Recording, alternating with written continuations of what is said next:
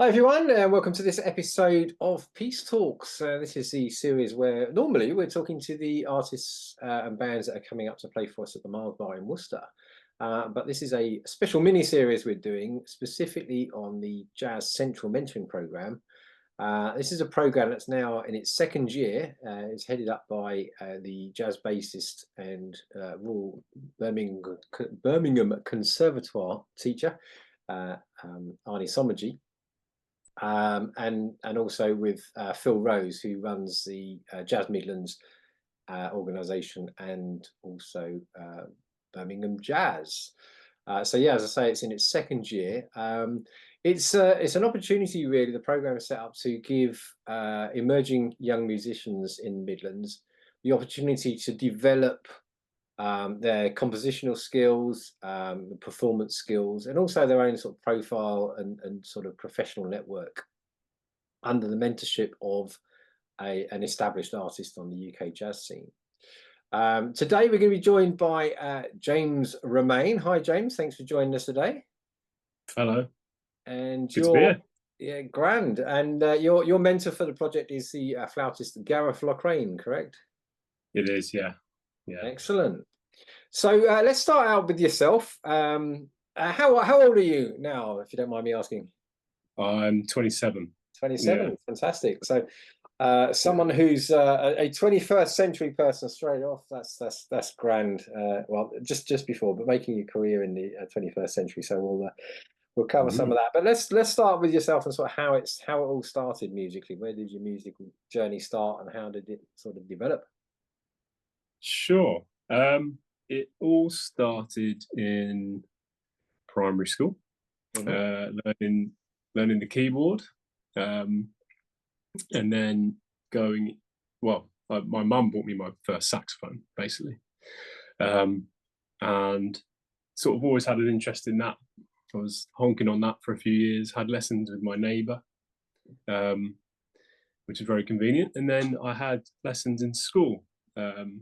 Through school, got into the music service, performed with a bunch of music service groups, got on a couple of tours with them, which was great, and then found my way into university through that, really, kind of being recommended certain courses.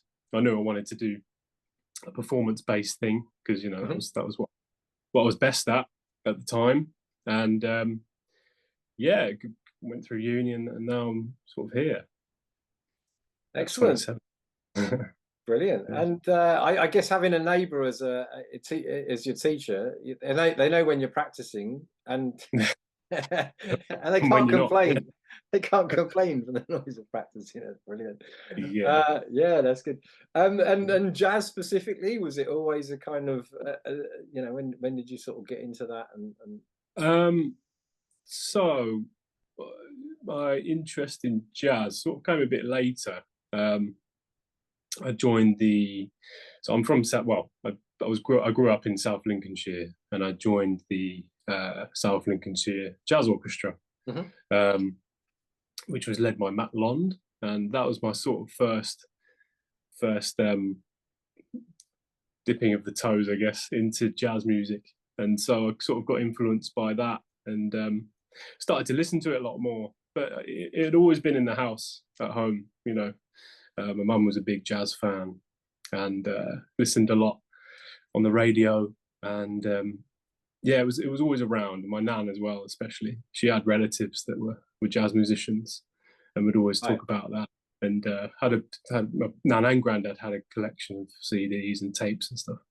So yeah, it was always there. Excellent. Was there any musician specifically that kind of influenced your playing?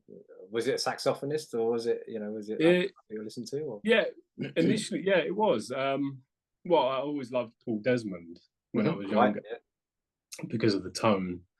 And then sort of more into Duke Ellington through the Nan's CDs, and Count Basie Orchestra, Johnny Hodges, his sound and all of that.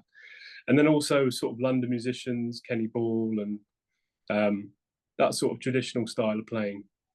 Mm. I really loved, because it was just made you feel happy when you listened to it, you know. Cool. Yeah, they were the main ones that I'll remember. Yeah. Yeah. So kind of emerging into at sort of out of university and into the world as a professional musician in the 21st century, in the with the sort of pace of change over the last just 10 years, 5 years even, you know, with the Mm. technology advances, a lot of emphasis on social media and such like that these days, you know, record Mm. labels saying, oh, how many followers have you got? And that kind of Mm. thing. I'd love to get your kind of perspective on how technology and how some of those new platforms and things have helped and maybe hindered as well your development as a professional musician, and your own career, you know, sort of being able to monetize and try and make a living out of it. Sure.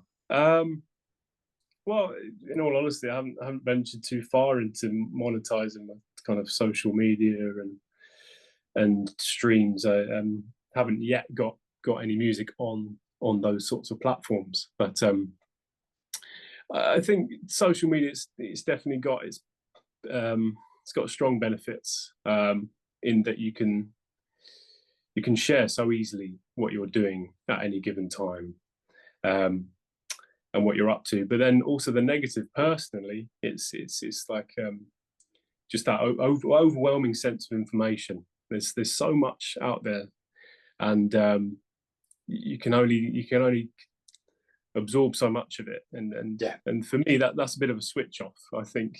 For me, it's why I'm not as active on social media as maybe some others. um so yeah, that's sort of my opinion on that. I think, yeah, it's the amount that works for you. I think is that, you know, Mm. sort of drummed into everyone now that whatever you're doing, whether you're running a cafe or you're you're a musician or Mm. an artist or whatever, yeah, you've got to, you know, you've got to have your social media profile, and you could be updating and telling everyone, and Yeah. um, you know, how much effort you put into that. How does that translate to, you know, people turning up at your gigs, and Mm. people, Yeah, yeah. you know, buying your music or whatever it, you know, whatever it might be that you're doing. Yeah, Uh, 100%. It's crucial, really. Well, it feels like it's crucial, as part of your career. Just the way that is the main source of information for a lot of people and most of your audience, and you have to engage with that, I think. Yeah, even if you don't like it. This is the sort of battle I have with it day mm, to day. So I don't want to do it, but it's sort of, you've got to see it as part of the work, I think. Yeah, yeah. yeah. And I think one other aspect I'd like to get your thoughts on is kind of, if you look at the more sort of the pop and the mainstream world, the sort of the attrition of bands. You know, the thing I love Mm. about jazz, and you got a number of musicians, sometimes that have, you know, especially when you go to jams and stuff like that, that have, you know, not don't play together regularly, or only Mm. sort of come together for 2 or 3 gigs a year, and you get that interaction and the spontaneity in jazz that you don't get in other in other forms of music. But Mm. that, yeah, and I guess that some of it comes, you know, when you look at sort of the production of music, there's, you know, it's now very focused on individuals, you know, featuring so maybe one or two other people. But Mm. there's, you know, the sort of, there seems to be a bit of a demise of bands in sort of mainstream music. Mm. Um, how does that translate to sort of your experience? You know, do you find that, you know, technology, the idea that you can, you know, you don't need a brass section on a on a record, because I can produce something from Logic on my laptop and off I go, sort of thing. What is the spark really that, you know, that is the important bit about playing live and playing with real musicians, and working with other people on, you know, other musicians on your compositions and on your own pieces? Oh, it's like yeah. I mean, it's that experience of being in the room and just having that sort of hub of creativity, and that ability to share ideas with people you trust, and you know, that's where I think the magic comes from for me. Especially when you're in a situation where it's quite vulnerable improvising. Yeah. and you need to know, you need to be aware of the people you're with and know them, in order to get as much as you can from your improvising. And yeah, it's that's it really for me. Cool. So the project you've been working on, Heartlands, I believe is the title Mm. of that. Yeah. So do you want to explain a little bit about kind of the background of that and how the project has come about? Yes. So the project, I wanted to apply for this mentorship, and that's the main reason this project's come up. Yeah, the opportunity just to be able to have the time to spend getting into the writing process, for me, and exploring sort of my own ideas and my own melodies, because Yeah. it's been quite a few years since I've been in music college, and been playing a lot of other people's music and a lot of the songbook, of course, but the experience of actually getting into my own music, I feel like I sort of lacked. So this opportunity came about, and I thought it was perfect because yeah, it allowed me that channel. But the idea behind Heartlands, it's based around everything that's been accumulating over the last few years, for me musically. All of my ideas, my kind of sound recordings on my phone, loads of those. Just really getting into that and exploring that, Mhm. really. Yeah. Excellent. And so who's have you been working with on the project? Who's in the band? So it's Dave Austin Gray on keys, Shiv Singh on bass, and Kai Chirunzi on drums. And of course Gareth will be joining us. Indeed, yeah. Yeah. But those guys, yeah, I've been playing with them quite regularly over the last few years, and especially through college. And I've just really gotten to know them, and we've just had positive experiences with them, musically. So it made sense just to have them in the band. Yeah. Excellent. And specifically with the mentoring project, how has that helped in development of this project and sort of your own career and sort of personal development as well? Has been working with Gareth. Yeah, I mean, the few sessions I've had with Gareth have been amazing. He's obviously a very busy guy, and so the time I've had has been like gold dust.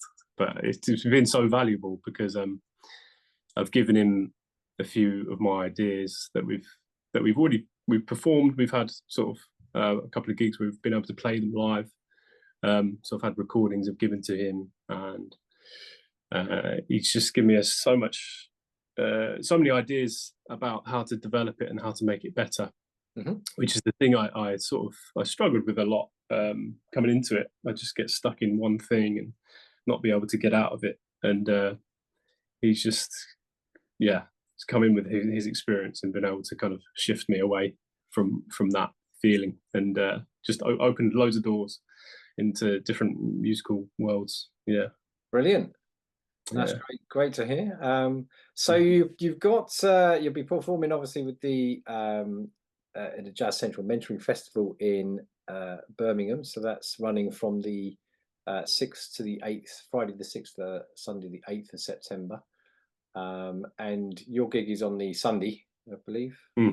Yeah. So that's 1,000 Trades in Birmingham in the Jewellery Quarter, where Birmingham Jazz won their weekly event. Sorry, I should say.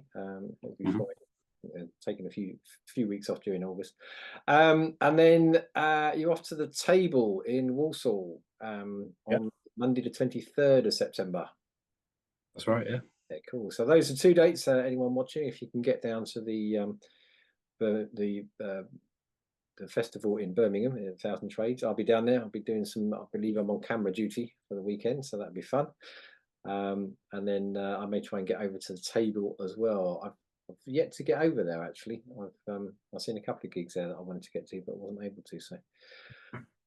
Yeah, so that's coming up. Really looking forward to seeing you and your band and hearing your wonderful new music under the Heartlands project. So thanks so much for your time today, James. It's been great chatting with you, catching up, and Yeah. we'll see you in Birmingham in a few weeks. Great. Cheers, Dave. Thanks a lot.